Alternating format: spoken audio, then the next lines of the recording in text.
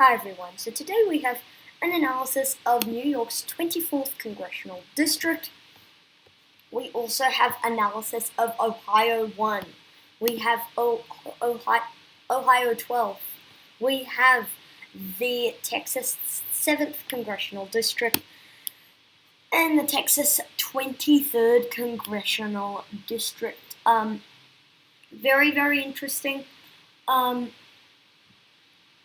It's going to be, all these races will be ones to watch. We have New York's 24th. Unfortunately, we don't have polling data. It is a Democrat plus 3, which is pretty interesting.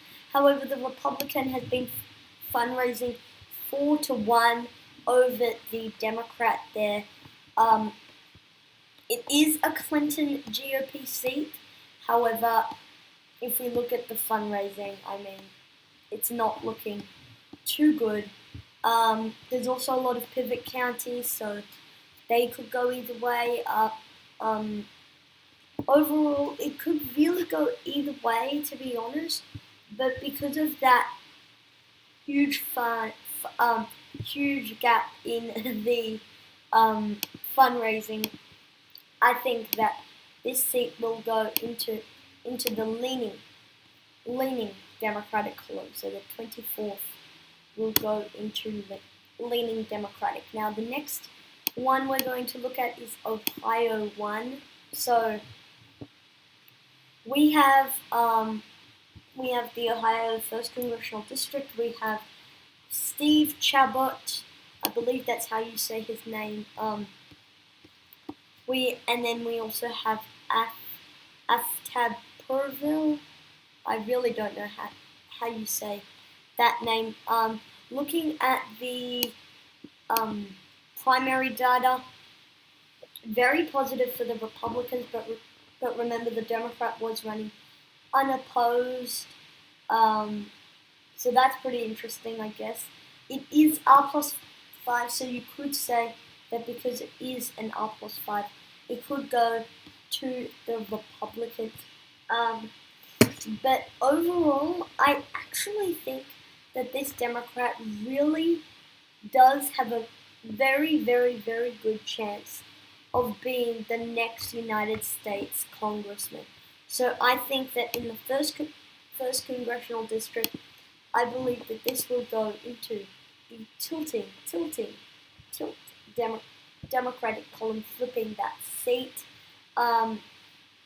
Next, we're looking at Ohio 12 now. Everyone knows about this race because of Balderson and Danny O'Connor. And Troy Balderson was able to win this. He was able to win this much. How do I say it? He was able to win this very narrowly. In the special election, and because of that, I believe that he will do it again because, as you all know, in special elections, the opposing parties, the party that is not in power often thrives because special elections hardly anyone gets out to vote, and those who are active are likely to be Democrats. And so because of that, and the Republican was still able to ever so narrowly hold on, I see this going into the leaning Democratic column, if I can put it there. There we go. Troy Balderson going to go on and retain his seat in the U.S. House of Representatives. Final state we will be looking at tonight, we have Texas. Everyone knows about the Senate race here, but today we are discussing 2 congressional districts. First, let's look at the 23rd Congressional District. We have Will Hurd, who is currently leading in the polling that was taken. One poll that was done there, 8 points above the Democratic challenger. Also the Republican has been fundraising much better. It's a Republican PAC supports the Republican, and a Hillary Clinton PAC actually supports the Democrats. It is R+1. However, Hillary Clinton did manage to edge this one out. As you can see there, she managed to edge this one out. However, at the end of the day, I believe that this will go into the tilt Republican column. Where's the 7th Congressional District? And so we'll also look at very briefly. Sorry, I keep pausing in my voice. We'll also look very briefly at the 32nd District.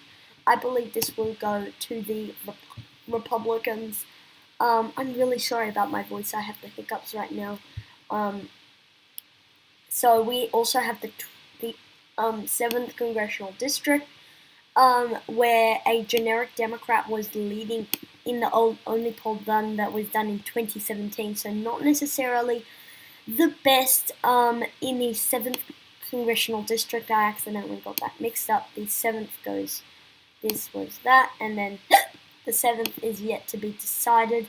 So the generic Democrat leading, however, the Democrat is also leading in fundraising, and Hillary Clinton was able to pick this district off. If we look at the primary turnout up at the top, the Democrats were just behind the Republicans there in the primary turnout that night. And for all those reasons, I believe that the 7th Congressional District is going to go into the tilt Democratic column. Thank you guys for watching. Sorry, one more thing to note. So we finished all of these ones. The final batch of congressional districts we'll be looking at is Virginia 5, a very competitive race there. In the 5th Congressional District of Virginia, if we zoom in the state of Virginia, the 5th District, Tom Garrett trying to hold on to his seat. First election elected in the Trump wave back in 2016. We'll look at the 7th Congressional District, where everyone knows now, Dave Brat able to upset the Eric Cantor back in 2014. Now he's going to try and go on to retain his seat. It is rated as a toss-up. 2nd District, another hugely competitive race with Scott Taylor. And this is one of the results everyone's watching. If Barbara Comstock can hold on to her seat against a very strong challenge there. We'll also look at Washington, where there's a competitive 8th Congressional District. Dave Reichert, something like that, is an incumbent who's not running. That leaves the door open for the Democrats. We also have the 1st Congressional District in Wisconsin, which is Paul Ryan's home seat. It is currently rated as leaning Democratic, but I'll have lots to say on that district tomorrow. You can get it out there if I can see what day I'm uploading that one. I'll be uploading the final result for that.